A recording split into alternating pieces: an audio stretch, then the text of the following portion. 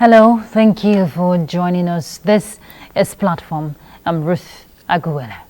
The civil service is an integral part of government that supports and promotes government's policies to deliver excellent services to the public.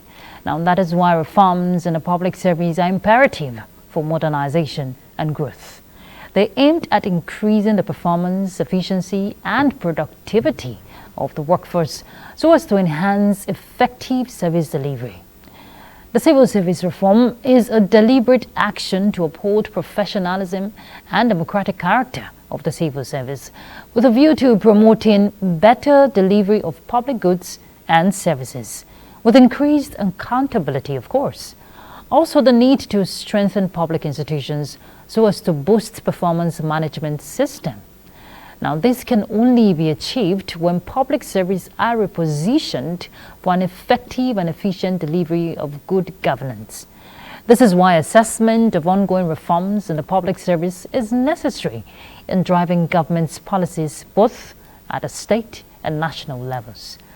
Now, the Bureau of Public Service Reforms is a body that ensures ministries, departments, and agencies' performances meet expectations in essential areas of responsibility, resulting in an overall quality of work that is generally acceptable with improved quality standards to meet critical organizational goals. But how is the public service faring, especially in the aspect of implementing policies, restructuring systems, and above all, providing quality service to all Nigerians? On Platform, our focus will be on upscaling public service reforms, and our guest is the Director General of the Bureau of Public Service Reforms, Mr. Dasuki Arabi. Thank you so much for joining us, sir. Thank you very much. It's my pleasure to be with you again. It's our pleasure to have you join us. And just before we bring in our panelists, we'll let you in on who our guest is more appropriately by taking his profile.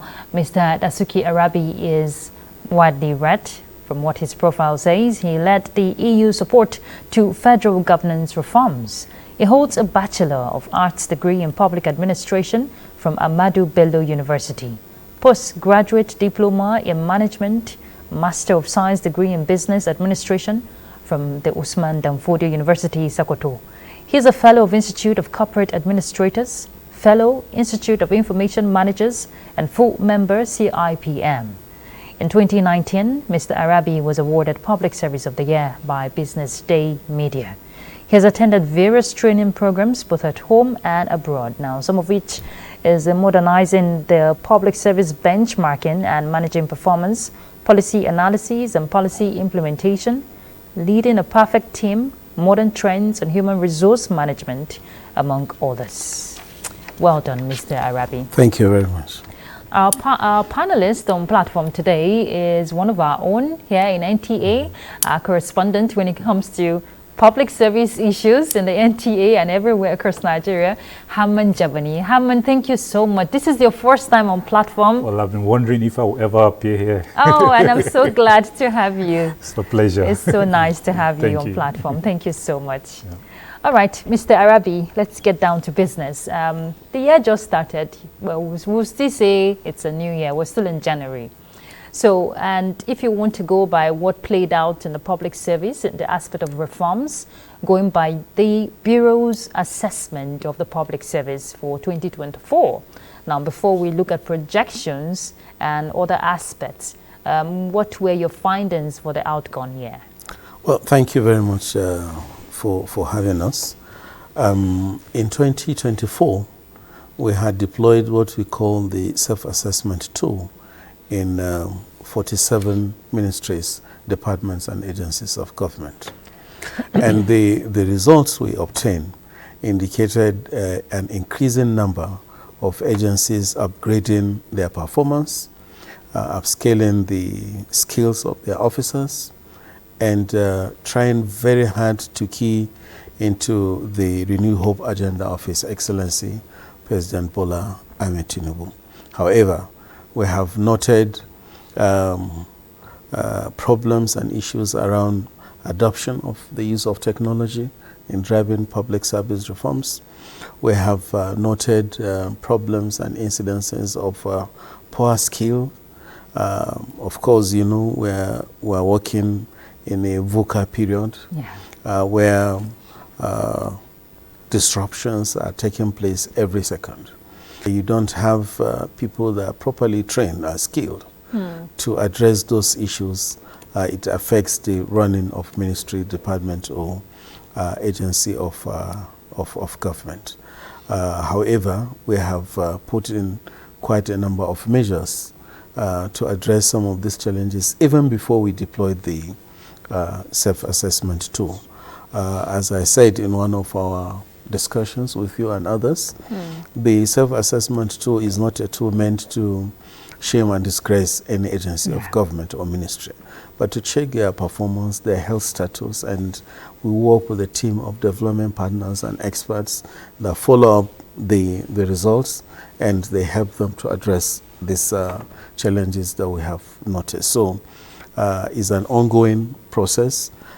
Quite a number of ministries, departments, and agencies of government have improved, while others have challenges based on their peculiarities. And you know, reform is not a one-shot program that you just run. Is a continuous thing. And just like you have a roof that is leaking, you block one side, another side is leaking. Yes, is leaking. But on whole, we are on course to address some of these challenges and problems. And you are aware that the National Strategy on Public Service Reforms will be closing its first phase, 2025, where we're hoping that our public service will be among the first 20 public services in the world. So we are working with a lot of speed to make sure that we handhold each other to address some of these challenges. And that was why we paid a courtesy call on the new head of civil service of the Federation, asking them to work closer with us, to cooperate with us so that we address some of these challenges and problems. And I'm very happy and glad to inform our audience and all of you that the reception was fantastic. We have already started working together, collaborating to address some of these challenges and some of these problems. So we're hopeful Nigerian public service will be improved, and by extension, the efficiency of government will be noticed by everybody. Fantastic. Hammer? Yeah, I know the assessment tool, the digitization process also play a greater part in all that. Yeah. How has it been, over these few months? Well, disruptions happen without looking at you or without giving you notice. In 2008, when we designed the National Strategy on Public Service Reforms, our aspiration was to digitalize public service 100% as at that time. And people thought we were just joking.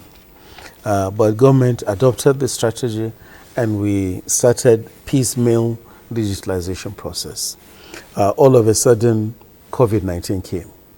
The first challenge public service had was how to manage the Federal Executive Council.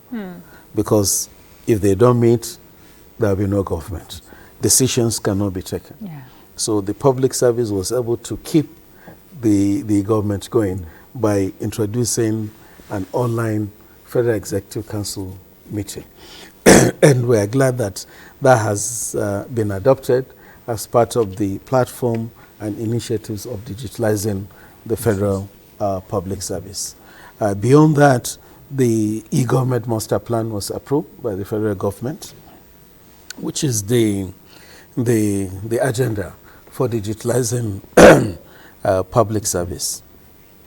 And whether we like it or we don't like it, the disruptions that are coming to stay with us permanently. When we started discussing allowing the Federal Executive Council to meet electronically, it was just a joke out of the whole thing. But now we have moved so fast that some ministries are almost getting paperless. Office of the Head of Service is paperless. And our hope was by the end of last year, at least 10 ministries will be paperless, but we're still hoping that we get to that figure. Some agencies of government get into that level of paperless operations. But then we have noticed in the course of work that, starting a computer and shutting it down is different from learning the skills. So we did a survey, and the survey indicated that only about 30% of civil servants or public servants have the skill that we call digital literacy skill. So we've been working with other agencies of government, working closely with the Office of the Head of Civil Service of the Federation to run a very aggressive training program, digital skills for public servants on how to provide digitalized public service to Nigerians. That aspect is being taken care of by the agencies driving that. But BPS are working with an interministerial team constituted under the approval of the President through the Secretary to the Government of the Federation, is looking beyond agencies of government to see how private sector will come and work with us to run these programs. We are not running it just in Abuja. We want to cover the entire Federation. Of course, we have the approval of the President to engage with the federating units, and you are aware that we have some states that have already established their bureaus of public service reforms, and our local governments are becoming richer now. So there is that need for them to key into this reform initiative. So the major challenge, I think, is the skills, and we have provided a roadmap for training. Another problem that we're having is hardware for digitalization. Of course, you need computers, other desktop, desktop, laptops, and other things, connectivity. Galaxy Backbone is providing the connectivity and almost everything that we need. But I think the volume is large when you look at over 700 MDAs in Nigeria. I was just wondering how you were going to ensure that uniformity of ensuring the standards across the MDAs, but when you mentioned the private sector coming in to support, because most times we just get to see NEET there is the one pushing for this digital drive, and that can be overwhelming for the agency. So it's good the private sector is coming in. But Mr. Arabi, you know that 80% of improved performance is dependent, rather, on the system put in place in a particular institution. Now, 20% is the human factor. How do you create that balance to ensure that some of these recommendations are actually being met? Aside the self-assessment that the Bureau ensures that this agency get through it, do you do your own monitoring and evaluation to ensure that it's a par? Well, the assessment is not a one-stop assessment. We deploy, we produce the result, we hand it over to the management to implement our recommendations, and we support them to do that. And we do what we call follow-up to see how far they have gone. But as a human resource expert, I know what it means to drive changes like this. So the most important thing, as you say, is the human capital. With digitalization and the process we are going, human capital is given a smaller scope. People like me are given human capital a wider scope. Because you understand the end game. Technology cannot take over the place of human beings. Human beings must continue to produce software and programs that will guide the performance of the machines. So we are trying as much as we can to upscale trainings, retrainings, capacity development program for officers in public service, and to encourage collaboration between MDAs. The efficiency unit circular says we should work together and use facilities of government. That is why you see us using Ministry of Finance theater for some of our activities. And that is not stopping at only halls, conferences, and other things, including technology. You can always leverage on what is available in a sister agency and render services to others. So I think for us to succeed, to move at the speed that we want, I think ministries, departments, and agencies need to increase their collaboration, working together among themselves, so that we increase the speed. Yeah, Okay. You did mention collaboration. In all the reforms you have been putting forward, how is the relationship with the Office of the Head of Civil Service and the Federal Civil Service Commission in all these reforms that you are putting forward? Well, thank you for asking me this wonderful question. BPSR is located under the Office of the Secretary to the Government of the Federation. And we have two committees or two councils that are managing our performance and determining what we do. The first one is the Steering Committee on Reforms. Under Steering Committee on Reforms, you have the Secretary to the Government of the Federation as chairman. You have the Head of Civil Service of the Federation as deputy chairman. You have Civil Service Commission chairman, National Assembly Service Commission as member, Judiciary Council secretary as member. So the three arms of government and key agencies of government are members of the Steering Committee. That is our board of directors. They approve our work plans, they approve what we should do, and they disapprove what they think is not in the interest of government. Beyond that, there is the National Council of Reforms that has the president as chairman, and all members of the Federal Executive Council are members of that council. BPS, well, if you look at the structure, whatever we do is subject to approval of this, and you have Civil Service Commission, Head of Civil Service, and Secretary to the Government of the Federation. In any case, whatever BPS does is not implemented by us, but implemented by, excuse me, ministries, departments, and agencies of government, including the Secretary to the Government, Head of Service, and Chairman, Federal Civil Service Commission. There has been this symbiotic relationship between BPSR and these central agencies and other agencies of government.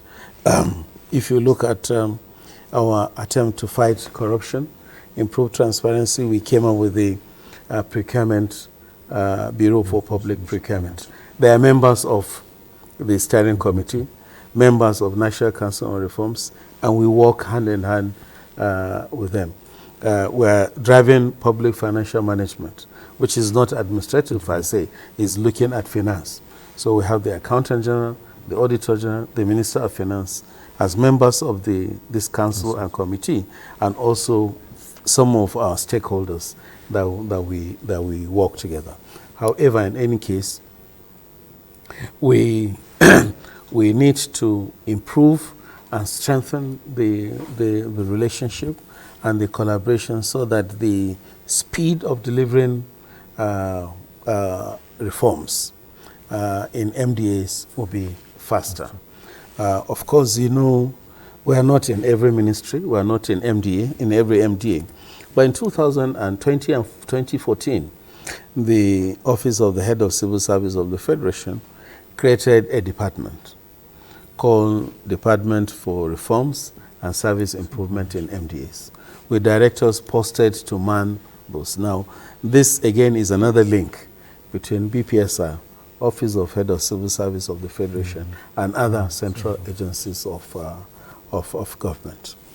The VUCA environment we are operating in, the changes and the polycrisis that administrators are facing all over the world is telling us to collaborate not only with these agencies, but to collaborate with more agencies and heads of agencies. Let me give you an example. We are facing poverty all over the world. apart from poverty, in Nigeria specifically, there's climate change. 25 years ago, by this time, you need a sweater and other things to cover yourself in Abuja. Not to talk of Sokoto or Maiduguri. Sure. Today, you can walk the way Ruth is dressed. The weather is not cold.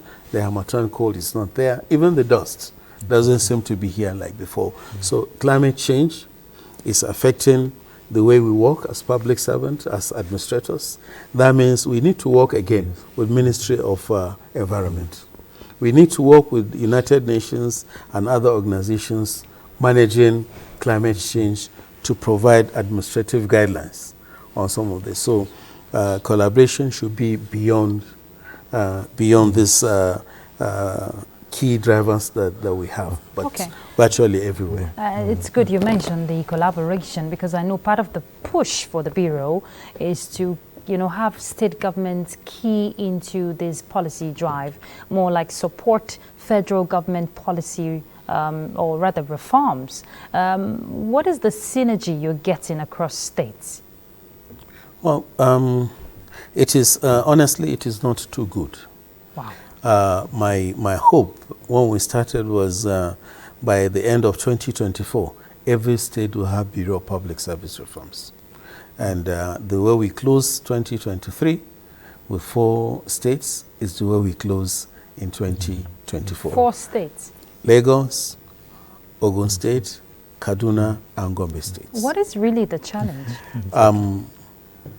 Some of the reasons initially when we started were political. Some states were looking at us as representative of federal, especially the states coming from the opposition, thinking that we have come to download federal government's directives and orders on them. But we've been able to conduct a number of capacity development and sensitization workshops with the support of DFID to educate them on the need for them to key into this. That is one of the reasons. Another reason, some of them are looking at the cost aspect of creating a Bureau of Public Service Reforms. But those that are able to create, we have guided them the way BPSR Abuja, Nigeria is. We are just about 40-something in BPSR, and all our staff except the Director General are pool officers from the Office of Head of Service, Accountant General, Auditor General, Ministry of Information, Bureau of Public Procurement, ICT, driving our work. So creating the Bureau is not in any way going to alter with their budget expenditure and increasing the number of staff they have in their workforce. We are working very hard to see that they understand this and they key into that. And when I addressed the Council of Secretaries to the government of the Federation in Jos during one of their meetings on the instruction of the SGF, we got a lot of assurance from them that they are going to do that, but that has not changed. But the good news is they have not created bureaus of public service reforms, but we have seen them implementing the reforms that we're implementing at the national level. Virtually all of them are digitizing policy, public financial management, tax collection, payment of salaries, payroll management.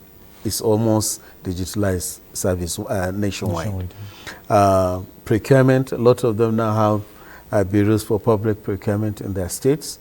Some of them have a miniature example of PENCOM, pension managers in the states. A lot of them are going paperless. During our GovTech conference in Abuja last year, 2024, we celebrated Edo State, which is the public service is 100% paperless. And we have seen the move made by the Southwest governors under the Down Commission to digitalize their public services 100%. Apart from that, they are creating a cooperation agreement where the Lagos experience will be shared to other states in the Southwest. It was after that conference that we had that feeling that Southwest will overtake other states. Unfortunately, it has not come. But we are talking very closely with the Down Commission in Southwest. And we had visited the Governors Forum Secretariat. Because I was going to ask that. If you Yes. want the states to key in, Yeah. you have to Yeah, get the so buy-in of the we've Governors been Forum. working with the Governors Forum Secretariat, who have bought into our ideas and what needs to be done. We're hoping that they will join, but just as I said, they have not joined, but they have all joined the wagon of transforming their public services. Yeah.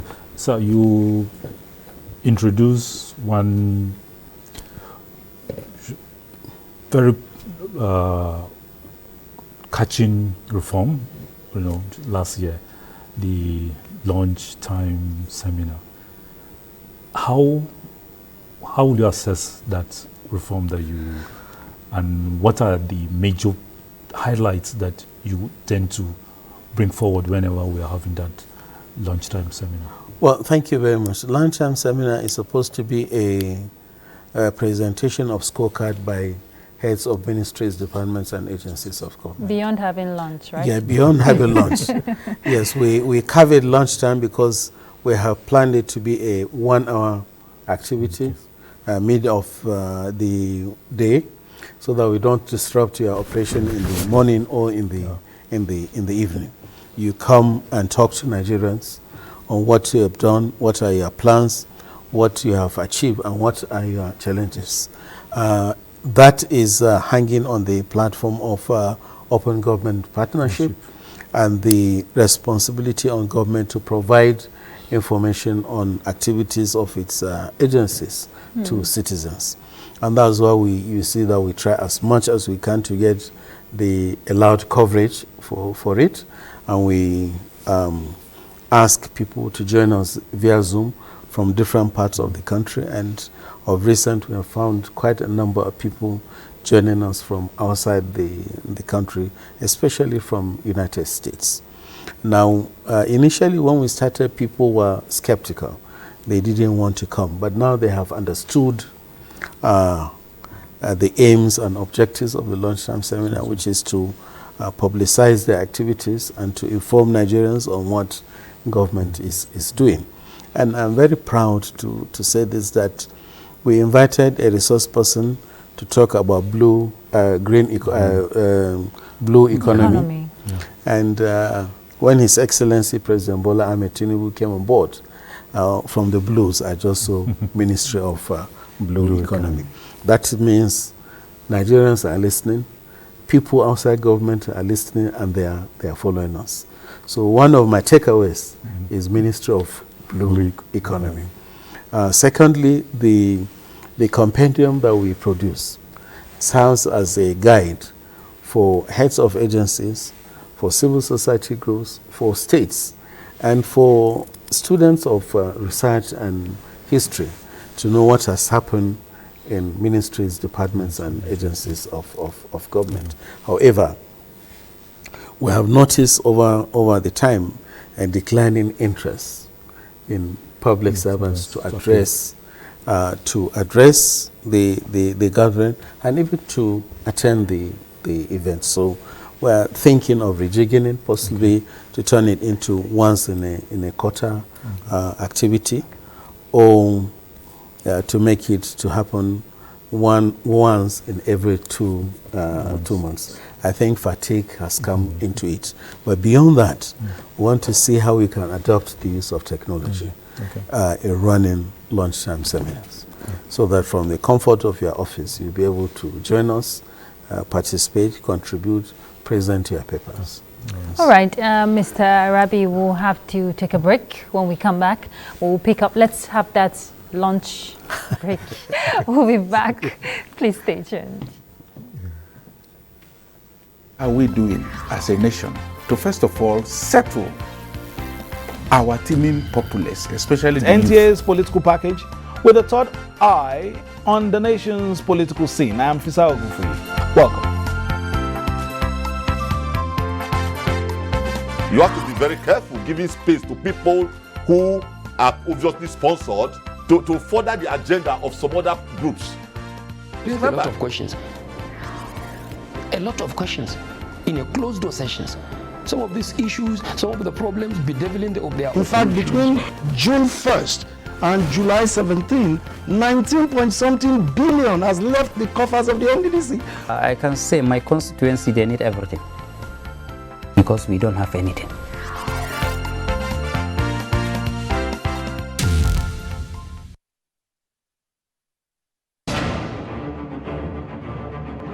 A method for digital literacy is a bot that you can use, you can interact to learn more about digital literacy. Hello, it's our pleasure to have you join us on platform. I'm Ruth Aguwele.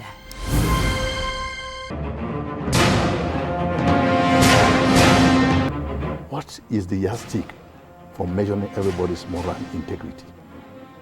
It's critical at this point in time. How daunting has that been for the Institute in getting them abreast with all the legislative procedures? The fact remains that one training workshop is not enough.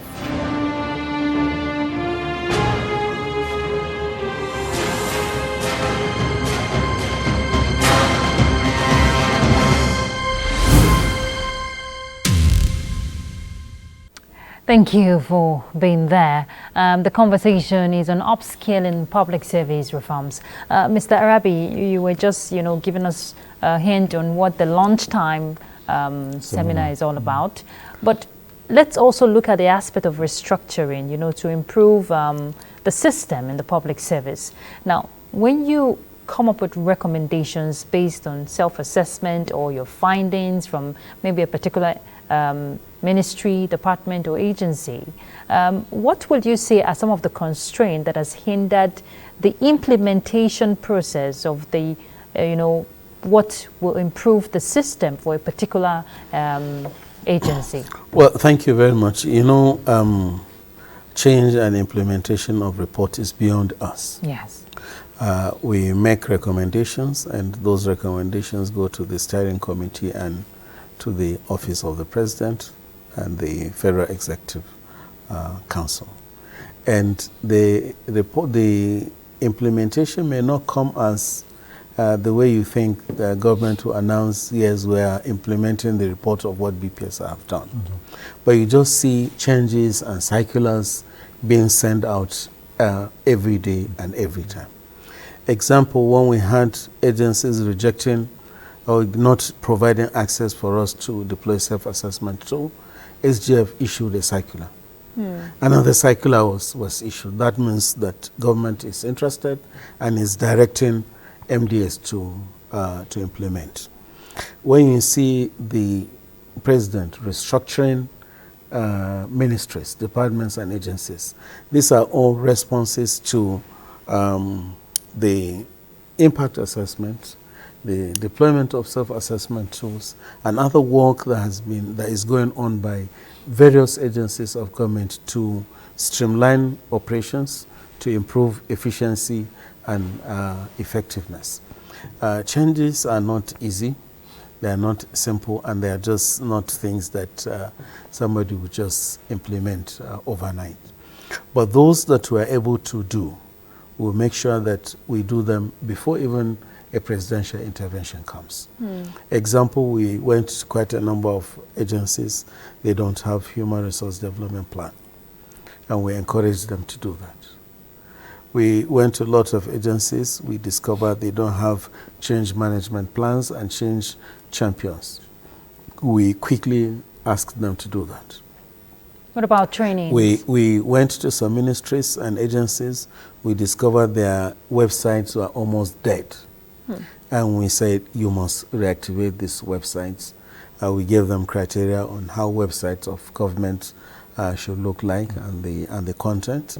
And we run training for web administrators for all MDAs in Nigeria, working again with the private sector, Nigeria Computer Society, NIRA, and others. So before it gets to the final point, BPSR try as much as we can working with other agencies to address some of these challenges. What about the aspect of ensuring that the manpower have the capacity, human capital development, in the aspect of training? Do you do assessment in that area? Yes. In 2013, 14, 15, our office worked with the Office of the Head of Civil Service of the Federation to look at the issue of capacity development and training. And that is when this idea of Lead P, Smart P came on for intensive capacity development program for public servants, especially civil servants. But beyond that, BPSR have been running quite a number of capacity development programs to address those challenges. Let me give you an example. Last year and the year 2023, we ran quite a number of trainings for information officers, working with the Ministry of Information and the Nigeria Institute of Public Relations, Nigeria Institute of Journalists, to upskill their performance, to understand the need for them to make use of new media to reach the large audience that we have. And we are hoping that going forward, we'll be running more of those programs. Last year, we ran some programs around policy development for public servants. What is a policy? How do you craft a policy? How is a policy implemented? What are the challenges around policy development? And we are doing quite a lot on ICT training, hand-holding for public servants, and we'll continue to do more of that so that we get our staff ready to work in this very turbulent environment that not only Nigerian public service, all administrators in the world are facing. Yearly, you have been carrying out MDA's website ranking. Is it having any effect in the restructuring that you are talking about? Well, fantastic. That program is one of my personal programs, and because it was the first program I started when I took over as Acting Director General of BPSR.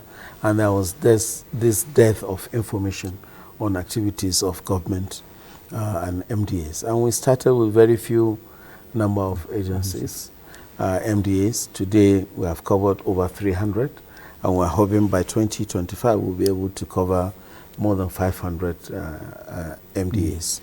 We're trying to digitalize that process. If that happens this year, then we'll be able to cover the entire public service in 2025 or 2026.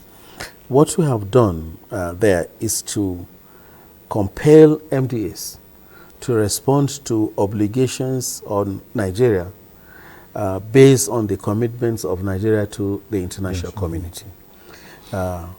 OGP, Nigeria is a signatory, and it says you must have freedom of information. The act has been passed, so we must provide information. And that's why we say MDAs must have freedom of information portal on their website. And they must have interactive portals on their website where people can ask questions and they must provide answers to it. And we said MDAs must provide information on their staff on their nominal role. They must provide information on their budget. They must provide information on budget performance, the projects, and they must upload their annual reports annually for people to see what they have done. So that project is really successful. We have generated a lot of interest and competition. Anytime the results are released, I receive calls. Why am I not number one? Why are we number 100? Why are we not? I say, if you want, please get there. Our hope is before the end of this year, over 2026, all MDAs will be on the same operating level in terms of websites, structure, content, but most importantly, a provision of information for Nigerians to transact business with them without physical contact. You know, we've been talking about restructuring of systems and advancing the course for excellent service delivery. I know we've mentioned human capital development, but what about the concern for the welfare of the civil servants or the public servants? Does that fall under your recommendations? Well, it has been part of our recommendation to make sure that Pillar 3, Pillar 2, and Pillar 4 of the NSPSR is talking about having a vibrant public service, a wonderful working environment like NTA, money is provided for maintenance of the facilities that we have, and making the staff comfortable as they deliver the service. So you make recommendations. And I recall when we worked with the Office of the Head of Service many years ago around reward and recognition. And we are glad that Head of Service picked that. The current Head of Service was a permanent secretary then when my office worked around this with them. And ultimately it was captured among those things that was incorporated into the revised public service rules. So we are concerned about the welfare of staff. And you are aware that there is a committee headed by the Office of the Head of Service looking at the pay structure and the salary of public servants. Also, if you recall the comments of His Excellency, President Bola Ahmed Tinubu, when he said he has the interest and the welfare of workers and all Nigerians at his hand. And where he was talking about corruption, he said he's trying to see all what is possible is done to pay a living wage to all government workers in Nigeria. And we are confident that that is going to happen, that will be done, and will give all the support that is required for the government to achieve this mandate.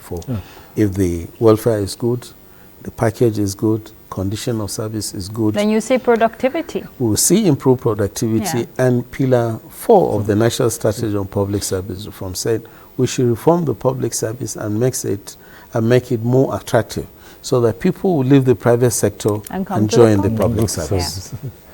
The Nigerian National Public Service Conference, I think is also part of your reforms, but it has not seen the light of the day. But recently, I know that a committee was set up. What is the entire conference all about? What we call it the Nigerian Public Service Customer Experience Conference. We want to make Nigerian public servants to understand that our citizens are now our customers. We should provide service to them in the same way private sector is providing service to its customers. When you're a customer in the bank on your birthday, a text is sent to you, happy birthday. New Year, they send you message. When you get there, some offices, they'll give you coffee, very comfortable, seat to seat. These are the things that we want to give Nigerians the space to say, this is the standard of service that we want to get from NTA, from Radio Nigeria, from BPSR, from NIDA, from Galaxy. And at the end of the day, we should be able to say, this is the standard we have set, and this is where we have reached, and these are our challenges, these are our problems, and these are the ways that we think we need to go to address some of this. So the customer is supreme, by extension the citizen is supreme, and he's our boss. And that's why we are called civil or public servants. We hope to hold this conference during the current, this year's International Public Service Day. And this conference is going to be different because we are going to bring a lot of participants from the private sector to come and attend the conference, tell us what they think we should do better, and help us fund that program. We want to hold a presidential conference around customer experience. We are working very hard, again, with the private sector and an IMTT approved by the federal government, including your principals, Ministry of Information. They are members of the IMTT. I will continue to brief you on activities of the conference. We are going to create a special website for it, social media handles where people can interact and even help us set the agenda for that conference. It's going to be a fantastic outing for us, and we are hoping that public servants at the end of that conference will understand this shift for us being bosses, citizens being servants. Now we are the servants and the citizens are our bosses and our employers. Okay, I like that whole switch. But again, every reform or recommendation, every implementation of policies cannot be effectively carried out if the system is not sanitized. I'm talking about the aspect of the National Anti-Corruption strategy that the Bureau is interested in. If you want to strengthen institutions and improve transparency and promote accountability, that is very key. Well, thank you very much. If you leave me, I will tell you that we have fought corruption more than 80% in Nigeria. Okay. Now, if I look at my own space of public service, there are no longer fake employment letters. You don't have the space again to change your date of birth or date of first appointment. You no longer have the space to accelerate your grading. Level 10, step 1. You move yourself to step 20 so that you be a presenter for promotion. All those ones have been eliminated because of the digitalization and improvement of transparency in managing work process. The digitalization of public financial management that BPSI embarked on over the years was all aimed at cleaning the system, sanitizing the system, making it open for people to see what is happening. Today, if you sit down in the comfort of your house and office, you'll be able to see the budget proposal presented by the president, MDA by MDA, without asking anybody. If the budget is approved, releases are made, you'll be able to see it. If you're a role player, you'll be able to see even the utilization of those resources. So we are fighting corruption. The anti-corruption agencies are working. My interest and the interest of the Bureau is to eliminate this word corruption out of discussions around Nigeria. And we can do that with improvement in the conscience of the people, the cultural orientation. You've seen the anti-corruption agencies are taking their campaigns to nursery schools, to primary school, secondary school, universities, and getting up to that. While the space is being created, digitalization is working, the psyche of people is being taken on to change so that we face something different. And that's why the event that we held today was an opportunity for Nigerian civil society to assess the performance of ministries, departments, and agencies of government, instead of us waiting for a ranking agency based in Switzerland or in the United States to rank performance of ministries, departments, and agencies of government or Nigeria. And this is the way forward, and these are some of the things that we'll be doing 2025 and beyond. That is this year. Yes. Okay. Hamad, do you have a last question? In terms of feedback, how effective has it been for you over these years, and what mechanism have you been deploying over these years? Yes. We do what we call perception surveys and impact assessments. 2024, we did quite a number, about 6 or so. This year, depending on what will come in the appropriation and the approvals that will come, we hope to conduct a national perception survey on the entire reforms that we have carried out from 2004 to 2025 to coincide with the closure of the National Strategy on Public Service Reforms. That will give us the space to assess our performance, the impact and the effect of all these reforms nationwide and many others. While doing that, we have open space for discussion with stakeholders on performance of MDAs and our own performance. All right. Mr. Rabi, we're rounding off, and very briefly, I'd like you to share with us the vision you envisage for the public service and the aspect of having professionalism and merit-based system. Well, thank you very much. Our vision is linked to international commitments. either Nigeria have joined or we have not joined. We want to ensure that the goals of SDG are fully implemented and Nigeria meets all its targets. If you look at SDG, it's looking at public service, it's looking at education, it's looking at health, it's looking at agriculture, and it's looking at the new generation of people that are joining us, the Gen Zs and the Alphas that are, and the Betas that are going to. Also, we're planning to create what we call a school of modernization for public service, where we provide historical background of the reforms that we have initiated, and we'll be able to allow people go for trainings, junior staff, middle level, and top management of public service. I know you have a lot you want to say, and you're very passionate about seeing that reforms or those reforms, happen in the public service. Thank you so much, Mr. Dasuki Arabi. Thank you for your time on platform. And we'll monitor developments as they unfold. We'll keep our eyes on the prize. Thank you very much. You don't have to monitor. What you just continue to do is to send your team to be covering our activities so that before you even get out of the NTA, you have the report. Okay. So I want to thank you for the interest you have shown around the work BPSR is doing over the last 21 years, and the support NTA has been giving us for all the events that we've been covering. NTA is always there. We do providing appreciate that support. Yeah. And that is why BPSR is an advocate for an improved NTA. We are calling on government to improve the budget for NTA and other media houses of federal government, so that we have an excellent world standard media outfits like NTA that Nigerians will be proud of. Thank you so much.